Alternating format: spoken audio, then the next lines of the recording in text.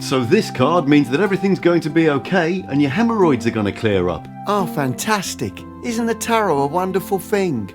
We've had an email from a lady called Mrs. Buttocks. Okay, well we love getting messages here at Kippy's Quest. What's she got to say? She says, Dear Kippy, tarot cards are inherently evil, and those who use them are opening their minds to demonic possession. Fire, brimstone, and eternal damnation await all those who meddle in such black arts. Put your faith in the Almighty, and burn each and every tarot card in your possession, lest the Lord smite thee with his big smiting thing. Yours sincerely, Mrs. Incontinentia Buttocks. Ooh, I don't like the sound of that. I don't want demons feeding on my mind. Calm down. Any demon that tries to feed on your mind is going to starve to death. Anyway, I'm not burning my tarot cards. They're expensive. That Solabusca deck cost me 40 quid. This is clearly a load of old nonsense.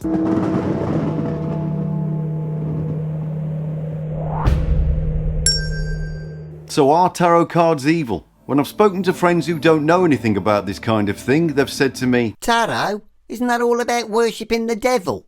It's surprising how many people think this. Even people who I'd consider to be staunch atheists have got this vague belief that tarot readers are somehow meddling in the dark arts. Where does this common idea come from? If we're going to answer that question properly, then I think we need to start by looking into the Christian attitude. Now, I'm massively generalising here. There are many different flavours of Christianity and all sorts of different opinions when it comes to this kind of thing. For example, did you know that Pope John Paul II kept a copy of the book Meditations on the Tarot, A Journey into Christian Hermeticism on his desk? So I'm just going by what seems to be the prevailing attitude online for this video, and that seems to be rooted in the idea that we're putting ourselves in some kind of spiritual danger when we read the cards. I had a look on some popular Christian websites to see if I can find out where this idea comes from. Here's a few examples.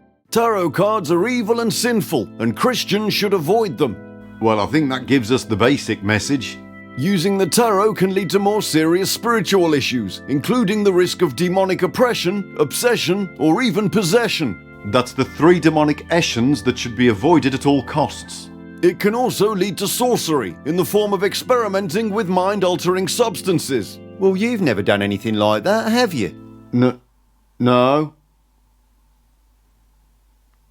The occult is genuinely evil and sinister, but the people attracted to it are just like you and me. That might come as a shock to anyone who was expecting us to have horns and cloven hooves. Often enthusiasts will gather at public events to discuss this sinful practice.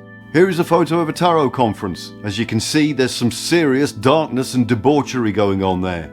Explore and learn about the different groups in your area and pray for them. So stalk them, in other words. Attend their public events and preach the gospel with confidence, knowledge and compassion. Yeah, that's a great idea. People love it when you turn up uninvited and start judging everybody. Now, I've got a couple of good friends who are Christians, but I see that as only one aspect of their personality. We disagree on a lot of things, but we've also got plenty in common. Basically, I don't define them by their faith, but when I've asked them about tarot cards, they've invariably quoted passages from the Bible to me, which is interesting because tarot wasn't even invented until the 15th century. Maybe they could see the future. Anyway, for the purposes of this, we're just going to look at the Bible's stance on divination, in particular Deuteronomy 18, because that's the passage that they seem to keep trotting out like an old knackered shoe. Let no one be found among you who sacrifices their son or daughter in the fire. Well, I think we can all agree on that one, can't we? Or that useth divination, or an observer of times. Observer of times. Sounds like bad news for anyone who uses a wristwatch. Or an enchanter, or a witch, or a charmer, or a consulter with familiar spirits, or a wizard, or a necromancer. They do realise wizards aren't real, don't they? Sorry, Gandalf. You might have saved Middle-earth, but I'm afraid you're damned for all eternity. I've met 1 or 2 people who thought they were wizards, usually when I'm walking back from the pub. Who are they going to have a go at next? Goblins. For all that do these things are an abomination unto the Lord, and because of these abominations the Lord thy God doth drive them out from before thee. So going by that, if you're a mythical creature that doesn't exist, then it sounds like you're in a lot of trouble. Oh. I'll get to some of the other things mentioned in that passage later on, but it's those who useth divination that we're concerned with here. Now that's such a nebulous term, it could mean anything from reading tea leaves to watching the weather report. Various forms of divination include gastromancy, where people tell the future by the way their stomach rumbles. I think we all do that from time to time. If you've recently enjoyed a curry and you hear your belly rumbling, it's pretty safe to predict that your future is going to involve putting the toilet paper in the freezer. Myomancy, which is divining by mice and the way they squeak. Apparently 1st century Roman dictator Fabius Maximus retired after he heard a mouse tell him that he was done for. You're doomed, Fabius! Oh, blimey. That's it, I'm retiring. Scattermancy, which is divining with poo. Now I'm in agreement when it comes to that one. If you go to see a fortune teller and they give you a bucket and tell you to drop your trousers, I'd say you're better off going home and reading your horoscope. And tyromancy, which is divining with cheese. Next time you eat a pizza, don't look at it too closely or you might find yourself in league with the devil. Extra hot chilies and black olives, please. However, apparently Deuteronomy was written in the 7th century, so we need to look at the kinds of divination that were used up to that time. This included the ritual of anthropomancy, which was divining through sacrifice. Now I'm having to choose my words very carefully here because YouTube understandably takes a dim view of this kind of thing, but I'm sure we all know what I'm talking about. Apparently predictions were based on things like death throes, the volume of screams, and all kinds of other gruesome things that I won't mention. Now any right-thinking person would agree that that's a terrible thing to do. No one in their right mind would consider doing something like that just to figure out whether they should accept a job at the pie shop. I think this is where a lot of the confusion has come from. You can't possibly compare horrible acts like that to staring at a crystal ball or checking out the palm of your hand. There are times when I view the interpretations of the Bible to be a very elaborate game of Chinese whispers that's been played out across the centuries and has resulted in some big misunderstandings. I think this is one of those cases. They've put 2 and 2 together and managed to come up with a shoe. But you read the Bible. I do. I particularly like the book of Ezekiel. That guy trips so hard that people are still talking about it 2,500 years later. Anyway, I read the King James Version, partly because I'm a bit of a traditionalist, partly because it's a hugely important piece of English literature, and partly because it's absolutely hilarious in some places. We've got 100 foreskins being offered as a wedding present, people making bread out of cow dung. Check out Revelation 14, where it says, "And I heard a voice from heaven, as the voice of many waters, and as the voice of great thunder. And I heard the voice of harpers, harping, with their harps." I don't think I'll ever find a more redundant sentence than that one, but if you've ever wondered what the harpers were harping with, it turns out it was harps.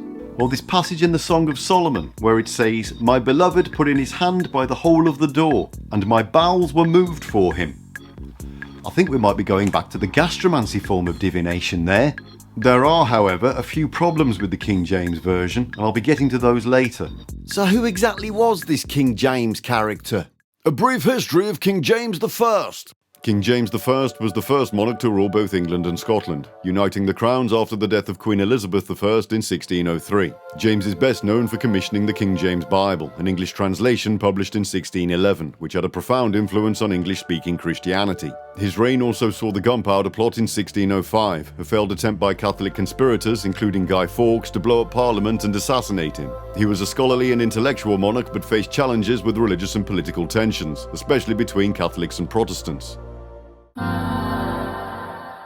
Now, despite everything I've said about the Bible, I've found that it contains some of the most astonishingly beautiful passages that have ever been put to paper, and it has touched my soul in ways that I can't even begin to describe. It also contains some of the most ridiculous twaddle that I've ever clapped eyes on, ranging from the absurd to the downright horrifying. You'd need to be criminally insane to take everything in here literally, so as with all texts, I take what I need and I ignore the rest. Sadly, there's a good proportion of people who don't quite see it this way. But anyway, if I can put my rational hat on for a moment, then surely we need to look at how much harm is actually being done by the modern practice of divination. And it's not a lot, really. I know some people will say that there are charlatans out there who prey on the gullible for their money, but we're talking about a tiny fraction of people when we look at the big picture. Besides, frauds exist in every walk of life. Just look at politics. And let's not forget that Christianity has certainly got its fair share of con artists. Even someone who's adamant that they're sticking with the biblical interpretations will find plenty of passages denouncing fraudsters with no mention of divination. In Proverbs it says, "Treasures gained by wickedness do not profit, but righteousness delivers from death." And in Leviticus it says, "Ye shall not steal, neither deal falsely, neither lie one to another." So the Bible has already got that kind of thing wrapped up with nary a tarot card in sight. I use the tarot as a means of self-discovery and as a tool in my ritual practice, so I can't really see how that could possibly invoke divine judgment from the Almighty. Oh no, it's God. Ah, he's gonna smite us with his big smiting thing. Eternal damnation awaits. So eternal damnation turned out to be the Amazon delivery guy. Yes. But on the plus side, I've now got a Def Leppard dressing gown. Another thing about the Bible is that it mentions a few divination practices itself. In Genesis, we find a passage where Laban is talking to Jacob about divining with the silver cup, and he says, If I have found favor in your eyes, please stay. I have learned by divination that the Lord has blessed me because of you. Perhaps Laban had a note from his mother excusing him from divine judgment. Dear God, please don't smite Laban for using divination. His eczema has flared up and he's not feeling himself. Anyway, according to one forum I was reading, it says if Jacob did practice divination, it wasn't divination in the pagan sense, but seeking God's will through a different method. Oh, come on. So you're saying that this kind of divination is evil, but that one's fine? Get out of here. That's clearly nonsense. Seriously, if you ever want to see some outrageous mental gymnastics, just go on the scripture forums. They're tying themselves up in knots over there. Another method we come across in the Bible is something called cleromancy, or the casting of lots. This is mentioned quite a few times, but we see it in Leviticus, when Aaron used it to decide which goat he was going to slaughter as a sin offering to the Lord. Because there's nothing evil about that, is there? We've also got the Urim and Thummim, which were elements of the breastplate worn by the high priest of Israel. In Samuel, it talks about how these were used by King Saul to determine who was at fault for breaking the army's fast. Come on, own up. Who opened the Jaffa cakes? If you've seen my video on the chariot back at number 7 in the Trumps, you'll know that I talked about how the Urim and Thummim are the shoulder pads on the charioteer. They were known as the sacred lots, and they crop up all over the Bible as a way of determining God's will. Therefore, it would seem that those who useth divination being an abomination to the Lord is a bit of a selective phrase. Alright for me, but not for thee seems to be the order of the day here, but I'm afraid that won't wash on Kippy's quest. As Aleister Crowley once said, the law is for all. Ah, it's God! He's finally had enough! Oh no, we're done for. It's fire and brimstone for us! So fire and brimstone turned out to be you not bothering to get the boiler serviced. Fire and brimstone might sound like that. Anyway, what the hell is fire and brimstone? A brief history of fire and brimstone. The phrase fire and brimstone originates from biblical literature, where it's often used to describe divine punishment, especially in reference to hell or the wrath of God. The term brimstone is an archaic word for sulfur, which burns with a suffocating, intense flame. Together, fire and brimstone symbolizes a form of severe, purifying punishment or destruction. The most prominent biblical references come from the Old Testament, particularly in the story of the destruction of Sodom and Gomorrah. Then the Lord rained upon Sodom and Gomorrah brimstone and fire from the Lord out of heaven. The phrase became more widespread in Christian sermons during the 17th and 18th centuries, especially in the context of fire and brimstone preaching. Ministers would often use graphic descriptions of eternal torment and judgment to caution the faithful about the consequences of sin. These sermons were meant to invoke terror, encourage repentance, and incentivize moral behavior. Getting back to that passage in Deuteronomy, you know the one, where it's complaining about wizards and pixies and elves, it also mentions witches. Now this brings me back to the King James version I was talking about earlier, in particular Exodus 22, where it says, "Thou shalt not suffer a witch to live." I think we're probably all too aware of what happened as a result of this passage. It's estimated that anywhere between 40 and 200,000 people were burnt at the stake for the crime of witchcraft between the 14th and 17th centuries, 85% of whom were women. Now, while we can certainly attribute much of that to fear, prejudice, absurd superstition, and just downright corruption, we can also trace it to the translation of the ancient Hebrew word makashepha, which I've probably pronounced wrong. In this case, it's been translated to mean witch or spellcaster, and that's the translation used in Deuteronomy 18. The problem is that we've got no idea what that word actually meant when it was written in the time of Exodus. We're talking about thousands of years ago, but more recent scholars have translated the word to mean poisoner or herbalist. The fact is, we don't know what they meant by that word, and neither did King James, so we're not looking at a particularly reliable source here. Even if we don't take any of this into account, the practice of witch hunting still goes against every core tenet of Christianity, thou shalt not kill being the most obvious one. If we can reliably say that burning witches has got absolutely no basis in the Bible, then surely that throws doubt on the other things mentioned in that ridiculous passage. Another common belief mentioned by Mrs. Buttocks is the idea that when we read tarot cards, we are opening our minds to demonic possession. Now, there is a whole part of ritual magic that deals with demons and the Goetia and the Lesser Key of Solomon that I'm not even going to attempt to discuss here. I mean, I own the book, but I'm nowhere near in a position to talk about it yet. On a side note, if you're interested in that kind of thing, then stick around, because it's definitely part of Kippy's quest in the future. I think what they're driving at here is the idea that we're somehow inviting malevolent spirits to take over our feeble minds because we've dared to inquire what colour we should paint the downstairs toilet. Now, I thought a case study might be a good way to approach this subject. Once again, I'm changing the names, lest I fall foul of the Almighty's divine legal and copyright department. So I suppose you could say that you're getting a second-hand interpretation. Remind you of anything? So I was reading an article on a popular Christian website. Let's just call it Brian's Post. Anyway, the headline of this article was Ex-Psychic's Warning After Tarot Cards Paranormal Sparked Rabbit Hole of Destruction. First of all, what is the function of the word paranormal in that sentence? It doesn't even make sense. Maybe she invoked the demons that rob you of correct grammar. Anyway, let's call her Gladys. The tagline is, Join Gladys's incredible journey to Christ. So the long and short of it is that Gladys's family were really into the paranormal, and she got into tarot at a young age and started doing readings for people. She also got into numerology, astrology and various other techniques that many of us do all the time with absolutely no ill effects. During this time she also began experiencing depression and developed an eating disorder. Now if you ask me whether she was being possessed by demons, I would say yes, she definitely was. What they don't talk about in this article is that's happening to all of us, all the time to a greater or lesser degree. We've all got our demons playing around with us, and Gladys is no exception.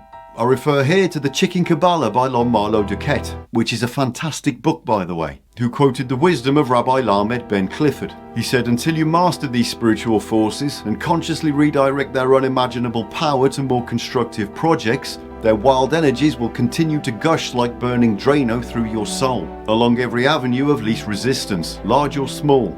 I'm in absolutely no doubt that Gladys was possessed by demons, but I'm equally in no doubt that it wasn't caused by reading tarot cards. Clearly there were many other issues in her life that were causing this unhappiness. It's a bit like drinking poison tea, falling ill, and blaming it on the teapot. The article wraps up by talking about how much Gladys's life improved when she renounced these demonic practices and joined a church. Now I would say that anyone who's going through a bad time and suddenly joins a community of loving and supportive people who want to help is probably going to experience a bit of an uptick in their life. I could say exactly the same thing about ritual magic. My life completely turned around when I started practicing. I don't doubt that she feels a lot better now, but I'm guessing that she's probably knocked a few other things on the head that were having a much bigger influence on her life than getting the cards out and doing a spread. I've been reading tarot cards for many years, and I can assure you that I've never been possessed by demons or had any desire to practice the black arts. Now I don't want anyone to think that this video is just me bashing Christians, because that's not what I'm doing here. I've said many times on this channel that I've got no problem with Christians, just as I've got no problem with Satanists, or any follower of any belief.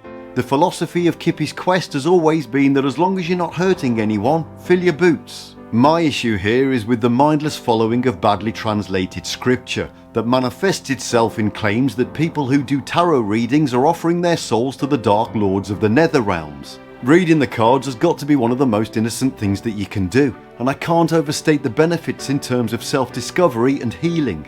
Jesus once said, "Judge not, lest ye be judged." So let's not start picking on people for their spiritual choices that are doing no harm. He also said, do unto others as you would have them do unto you. So surely we should be respectful of everyone's beliefs, not turning up to conferences and declaring that everybody's going to hell. Now I've never met Jesus, but I would imagine that if he turned up right now, he'd probably have bigger fish to fry than a community of people who are just trying to get in touch with themselves. If there are any Christians watching this who've been warned away from the tarot because you've been told that it's evil or sinful, then I think that's a real shame, because you might benefit from this kind of study, and who knows, it might even strengthen your faith.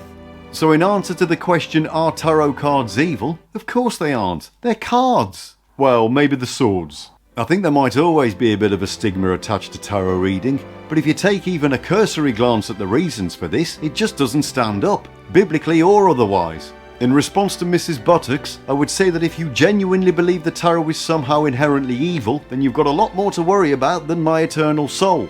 There are far greater things in this life to be afraid of than little cards with pictures on them. Bertrand Russell once said, "Fear is the main source of superstition and one of the main sources of cruelty. To conquer fear is the beginning of wisdom." Ah, it's gone. He'll stand no more. What are we gonna do? Thank you for witnessing yet another catastrophic attempt to make sense of this stupid world we live in. May the coming days bring you rationality and wisdom. Until next time.